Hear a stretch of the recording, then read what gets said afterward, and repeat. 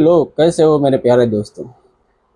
बहुत दिनों से हम इस चैनल पर काम कर रहे हैं और अभी इस चैनल पर हम वीडियो नहीं डालेंगे, लेकिन आप हमारी चैनल पर हमेशा के लिए बने रहना, क्योंकि हम इस चैनल पर ऐसे इमोशनल कहानियाँ पोस्ट करते रहेंगे। आप लोगों का प्यार बहुत मिला है हमें, और अभी हम और भी काम करेंगे। हम अपने खुद की वॉइस और खुद के फेस के साथ इस चैनल पर दोबारा काम करेंगे। तब तक के लिए आपका प्यार और सपोर्ट हमें ज़रूर चाहिए।